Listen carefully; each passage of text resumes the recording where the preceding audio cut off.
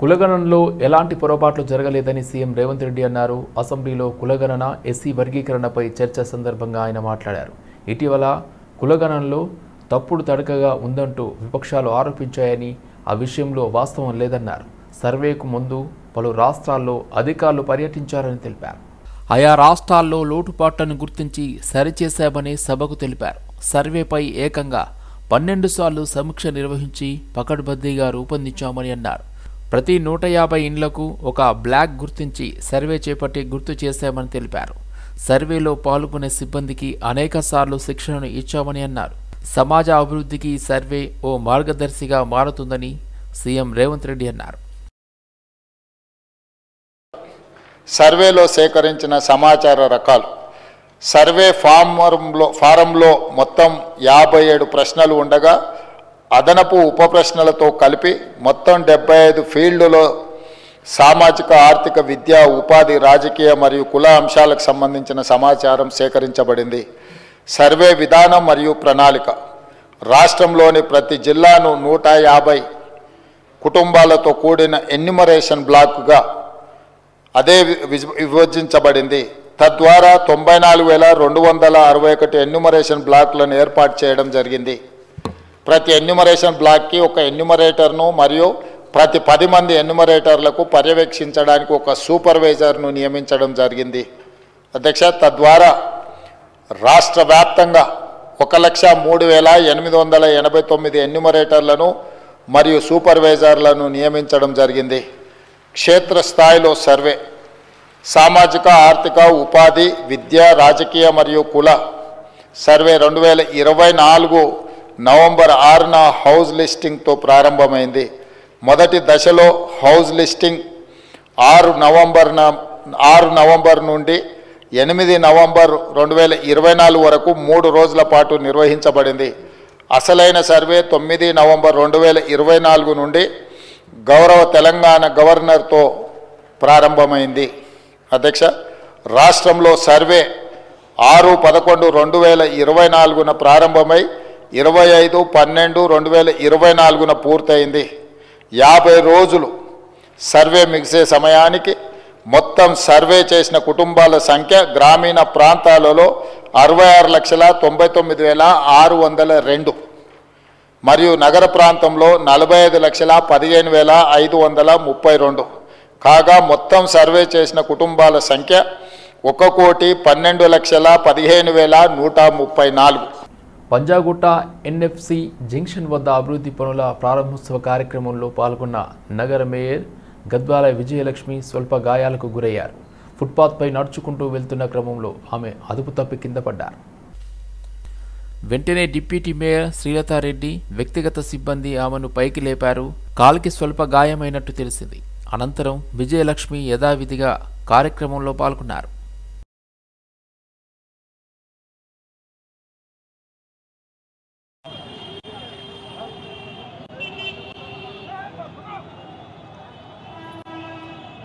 తెలంగాణ శాసనసభ శాసన మండలిలో బీఆర్ఎస్ పార్టీ విప్లవ్ను ఆ పార్టీ అధినేత మాజీ ముఖ్యమంత్రి కె చంద్రశేఖరరావు నియమించారు.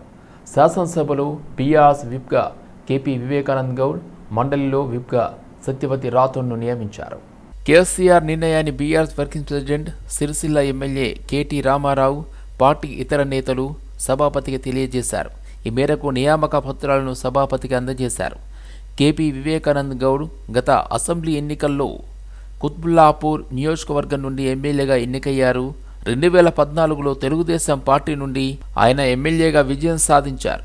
2018, 2023లో బీఆర్ఎస్ నుంచి గెలుపొందారు.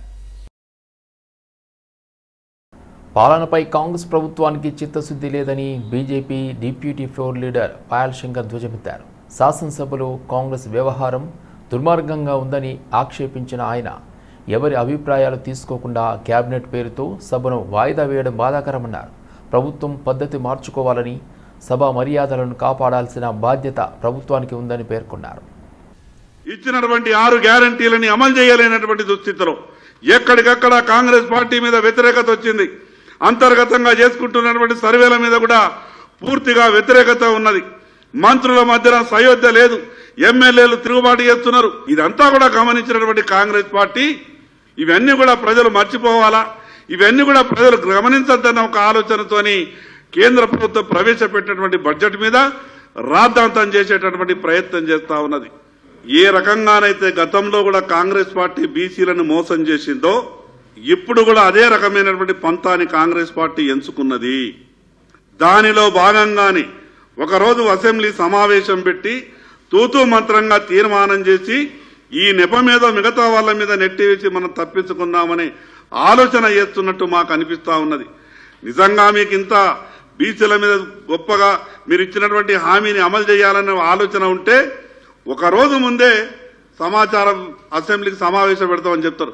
అసలు ఏం చేసిండ్రు, మీ సర్వే ఏ రకంగా జరిగింది, దాని మీద విపులంగా చర్చ జరగాల. బీసీ మేధావులందరినీ కూడా ఇన్వాల్వ్ చేయాల. ఏది లేకుండా ఒక అసెంబ్లీ సమావేశం పెట్టేసి మా పని అయిపోయిందనే విధంగా చేస్తారు అనే అనుమానం మాకు వస్తున్నది. రేపు ఖచ్చితంగా అసెంబ్లీలో అసలు ఏం చేయదలుచుకున్నది ప్రభుత్వం, ఇంకా మిగతా డీటెయిల్స్ అని చూసిన తర్వాత రేపు మిగతా విషయాల మీద స్పందిస్తాం. మినిస్టర్స్ క్వార్టర్స్ వద్ద ఉద్రిక్త వాతావరణం నెలకొంది. వీఆర్ఏలను విధుల్లోకి తీసుకోవాలని డిమాండ్ చేస్తూ వీఆర్ఏ జేఏసీ మినిస్టర్స్ క్వార్టర్స్ ముట్టడికి పిలుపునిచ్చింది. ఇందులో భాగంగా రాష్ట్ర వ్యాప్తంగా ఉన్న వీఆర్ఏలు పెద్ద ఎత్తున మినిస్టర్ క్వార్టర్స్ వద్దకు చేరుకుని ముట్టడికి యత్నించారు.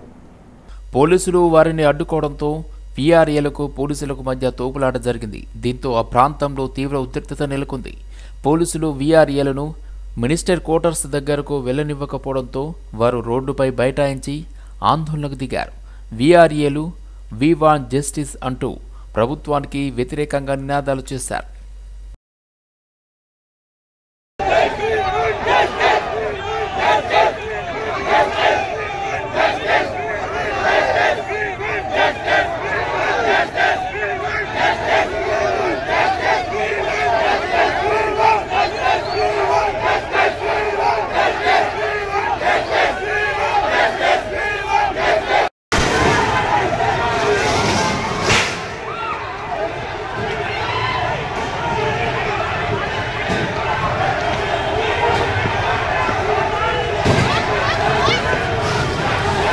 పేరు భానుప్రకాష్, నారాయణపేట జిల్లా సార్. మాకు గత ప్రభుత్వం బీఆర్ఎస్ ప్రభుత్వం గతంలో 81-85 ప్రకారం జీవో ఇచ్చింది సార్. ఆ జీవోలో 20,555 మంది ఉన్నాం సార్. దాంట్లో 16,755 మందికి ఆర్డర్స్ ఇచ్చి పంపించారు సార్ వాళ్ళ విద్యార్హతల ప్రకారం. మిగిలిన 3797 వీఆర్ఏ వారసులం సార్. మేము గత 10 సంవత్సరాల నుంచి 10-15 సంవత్సరాల నుంచి డ్యూటీలు చేస్తున్నాం సార్. మా తండ్రుల స్థానంలో, మా తండ్రులకు చేతగాకపోవడం వల్ల వాళ్ళ స్థానంలో మేము చేస్తున్నాము. ఈ గత ప్రభుత్వం ఏమనుకుంటుందంటే 61 సంవత్సరాలు పైబడిన వీఆర్ఏ వారసులు అనగానే ఏమనుకుంటుందంటే 61 సంవత్సరాలు అంటే రిటైర్మెంట్ ఏజీ అని అనుకుంటుంది. కానీ రిటైర్మెంట్ వయసు అనేది వీఆర్ఏ వ్యవస్థకు లేదు సార్. అప్పటి నుంచి, ఎందుకంటే మా తండ్రులు గత 100 సంవత్సరాల నుంచి చేస్తున్నారు కాబట్టి వీఆర్ఏ వ్యవస్థకు అనేది రిటైర్మెంట్ వయసు లేదు సార్. అయితే ఇప్పుడు మేమేమంటున్నామంటే సార్, మేము వీఆర్ఏ వారసులం దాదాపు ఒక 10-15 సంవత్సరాల నుంచి చేస్తున్నాం. మా దాంట్లో కూడా degree, inter, 10th, BA, MBA అన్ని విద్యార్హతలు ఉన్నాయి సార్. మాకు దయచేసి జీవో ప్రకారము మాకు కూడా సీఎం రేవంత్ రెడ్డి గారిని ఒకటే కోరుతున్నాం సార్. మేము మా 3797 వీఆర్ఏ వారసులకు త్వరగా ఉద్యోగాలు ఇచ్చి మా జీవితాల్లో వెలుగులు నింపాలని కోరుచున్నాం సార్. అంతే సార్, వేరే అది తప్ప మాకు వేరే ఏది లేదు. మేము గవర్నమెంట్కు ఎక్కడ విరుద్ధంగా చేయట్లేదు, ఎక్కడ ఏమీ చేయట్లేదు సార్.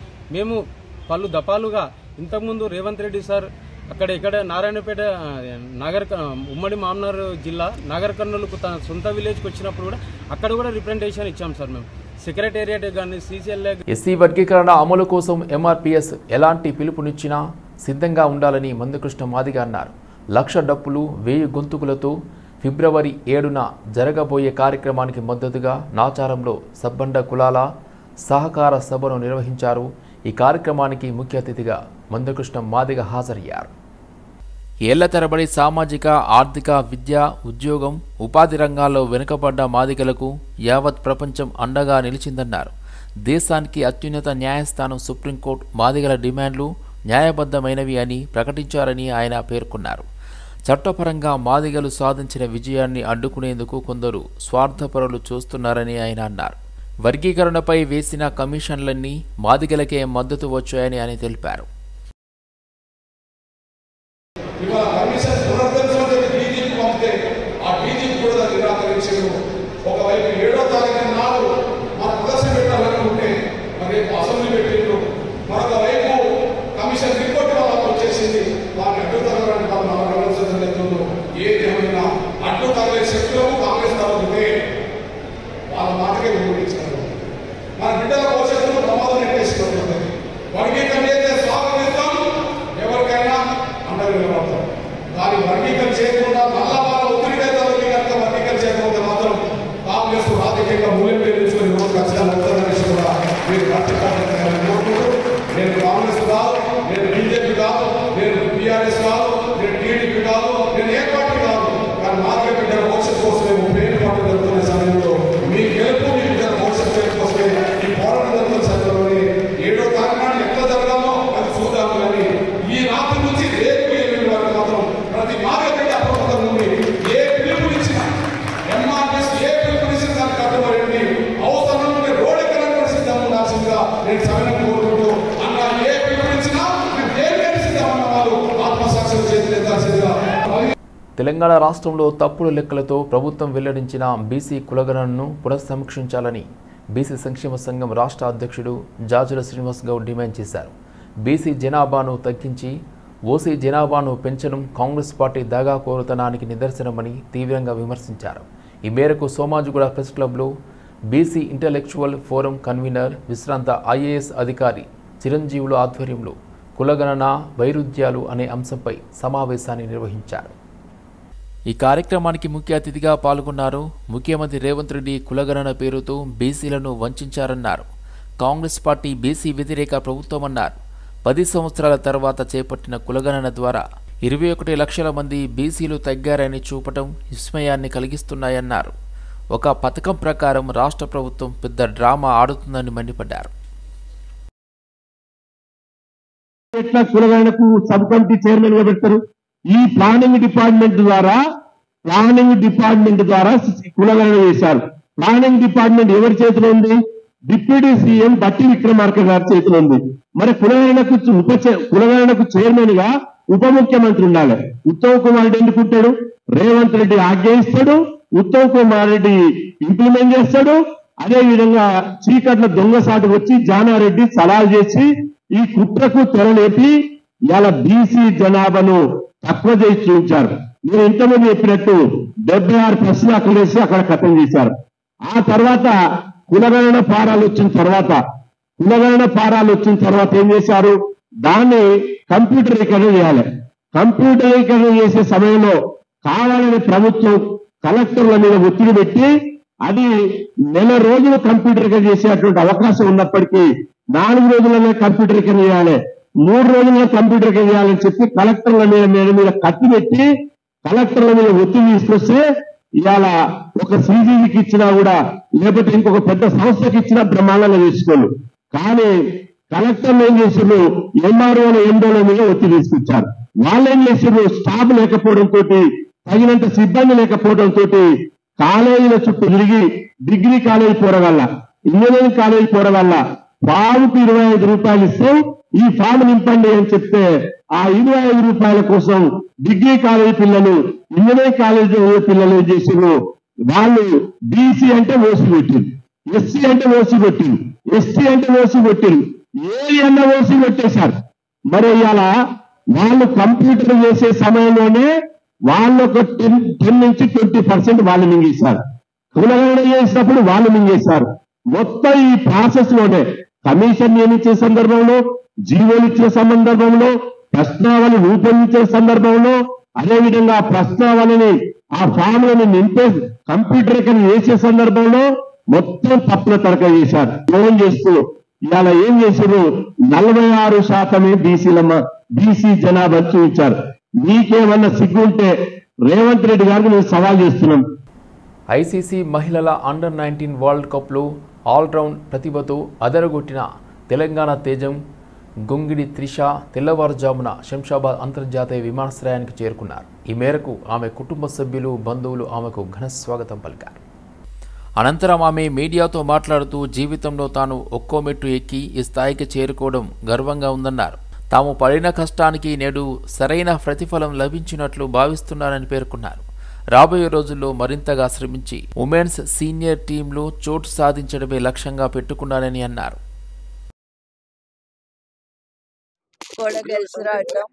అండ్ అందులో విన్నింగ్ ఫినిష్ చేసి వచ్చాను. సో చాలా హ్యాపీగా ఉంది.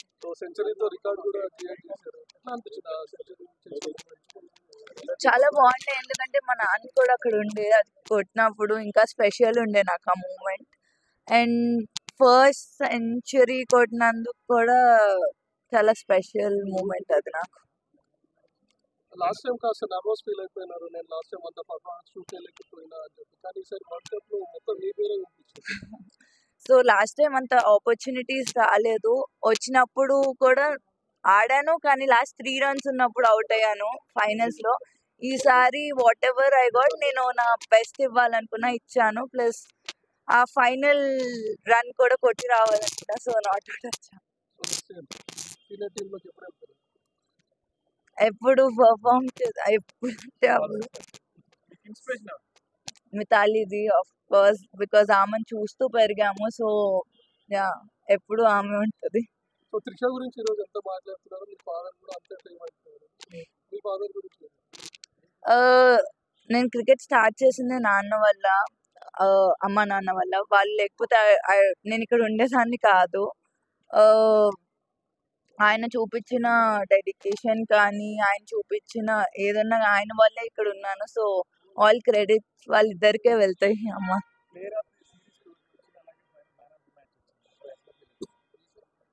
చాలా హ్యాపీగా ఉన్నానండి, బికాస్ లైక్ నేను ముందు చెప్పినట్టు లాస్ట్ టైం అంతా అంటే ఆపర్చునిటీస్ రాలేదు. ఈసారి వచ్చినప్పుడు చాలా నా బెస్ట్ ఇచ్చి ప్లేయర్ ఆఫ్ ద టోర్నమెంట్ అవటం ఇంకా స్పెషల్గా. ఐ మీన్ అమ్మాయిలు కూడా స్పోర్ట్ని ఒక కెరియర్ లాగా చూస్ చేసుకోవచ్చు, జస్ట్ నాట్ స్పోర్ట్ అన్నట్టు. ఇందులో కూడా మంచి కెరియర్ ఉంది, అమ్మాయిల్ని పంపొచ్చు. గ్లోబల్ క్యాపబిలిటీ సెంటర్ల ఏర్పాటుకు హైదరాబాద్ అనుకూలమైన వాతావరణం అన్నారు. మానవ వనరులు అందుబాటులో ఉన్నాయని హైసియా ప్రెసిడెంట్ ప్రశాంత్ సందెల్లా అన్నారు. హైదరాబాద్ హెచ్ఐసిసి నోవోటల్లో ఈ నెల 11న నిర్వహించనున్న హైసియా సమ్మిట్ అవార్డుల ప్రధానోత్సవ వివరాలను ఆయన వెల్లడించారు. ఈ ఏడాది ఏఐ అండ్ బియాండ్ థీమ్తో ముందుకు వెళ్తున్నట్లు ఆయన వెల్లడించారు. హైసియా సమ్మిట్ను సీఎం రేవంత్ రెడ్డి, ఐటీ మంత్రి శ్రీధర్ బాబులు పాల్గొంటారని తెలిపారు. ఇది మీరందరికీ థ్యాంక్స్ అండి for covering this event today. 11th ఫిబ్రవరిన మన హైసియా 32nd యాన్యువల్ సమ్మిట్ నడవబోతుంది. ఈసారి topic of the summit is AI and beyond. అంటే AI is important, Kani, what else is there around with AI that's going to change our world and redefining the future? So that's the part of this session. We are doing a lot of events and a lot of programs. About 50 odd speakers are participating. Fireside chat, keynote speakers, power notes, panel discussions. A lot of it is being planned for this event. We have some prominent speakers coming for this, including people from the US and from India and different parts of India. So it's going to be a good mix of academicians, research organizations, government officials, government enablement services who are building a lot of frameworks for Digital India, a lot of corporates who are leveraging technology to make a difference in their life. We're going to cover healthcare systems, we're going to cover movie and other industry in terms of what they're doing from a technology adoption standpoint. So, please come and enjoy the event. It's a great event, very well curated.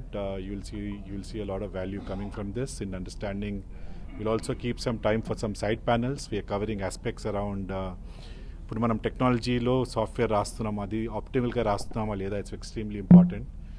Because అది సరిగ్గా రాయిపోతే compute power ఎక్కువ ఉంటుంది. మీరు ఇందాక చూసుంటారు deep సీక్తో ఏమైందో, దాన్ని green energy చేసి లో కంప్యూట్తో ఎలా యాడ్ చేయాలి, మల్టిపుల్ లూపింగ్స్ చేయకుండా ఎలా క్వాలిటీ ఆఫ్ కోడ్ చేయాలి, దట్స్ అ సెషన్. టాలెంట్ మనకి చాలా ఇంపార్టెంట్. సో ఎలా మనం టాలెంట్ సిస్టమ్ని క్రియేట్ చేస్తున్నాము, there is another fact that's happening on that. Odisha ప్రభుత్వ పర్యాటక శాఖ, భారత వాణిజ్య పరిశ్రమల మండలి ఫిక్కీ సంయుక్తంగా బంజారా హిల్స్ తాజ్ కృష్ణ హోటల్లో ఒడిషా టూరిజం రోడ్ షో నిర్వహించారు. ఈ సందర్భంగా ఒడిషా ఉప ముఖ్యమంత్రి, పర్యాటక, మహిళా, శిశు అభివృద్ధి, మిషన్ శక్తి శాఖల మంత్రి ప్రవతి పరిడా మాట్లాడారు. ఈ రోడ్ షో ఒడిషా, తెలంగాణ రాష్ట్రాల మధ్య పర్యాటక, సాంస్కృతిక మార్పిడిని ప్రోత్సహించడానికి, పెట్టుబడి అవకాశాలను అన్వేషించడానికి, వ్యూహాత్మక భాగస్వామ్యాలను అభివృద్ధి చేయడానికి దోహదం చేయనుందన్నారు. ఒడిశాలో ఉన్న ముఖ్యమైన పర్యాటక ప్రదేశాలు, రాష్ట్ర పర్యాటక మౌలిక వసతుల అభివృద్ధిపై ఉన్న దృష్టికోణం, పర్యాటక వృద్ధిని ప్రోత్సహించే కార్యక్రమాలు వివరించారు. తెలంగాణ ప్రాంతంలోని పర్యాటక నిపుణులు, పెట్టుబడిదారులకు ఈ రోడ్ షో అద్భుతమైన అవకాశాలను అందిస్తుందన్నారు. ఈ రోడ్ పర్యాటక అభివృద్ధికి కొత్త మార్గాలను నిర్మించడం, ఒడిషా గొప్ప సాంస్కృతిక వారసత్వం, సహజమైన బీచ్లు, చారిత్రక ప్రదేశాలు, పర్యావరణ, పర్యాటక గమ్యస్థానాలు, అభివృద్ధి చెందుతున్న పర్యాటక మౌలిక సదుపాయాల ప్రాజెక్టులపై దృష్టి పెట్టామని తెలిపారు. How is different to the Lord, so that the painting is different, though sculpture is the same. Nature and adventure is also amazing for nature lovers and adventure seekers. Orissa offers serene landscape like the Chilika Lake, Asia's largest brackish water lagoon, teeming with migratory birds. Now 10 lakh birds is in Mangalajodi. You can see in internet our bird counting is going on in our state, and the state tourism has decided with the help of our Department of Forest, we are going to build one bird museum there. What is the point in that place, particular place, how the birds are coming from the foreigners? So for taking the foreigners as a tourist, we are taking road shows, we are taking discussions, we are taking about the incentives. But who is taking birds to that place? It is more researchable, so this time we are going to develop that. The Similpal, the national park and the forested hill offer trekking opportunities, making Odisha a haven for eco-tourism. Beaches and coastal beauty, you all know, if you surf the Blue Flag beach, anything. The coastal beauty of Odisha is truly unmatched. Within over 500 kilometers of coastline, the state boasts some of India's most beautiful and peaceful beaches, such as Puri, Gopalpur and Paradip. Whether you wish to relax on the sands, indulge in water sports or explore marine life, Orissa has it all.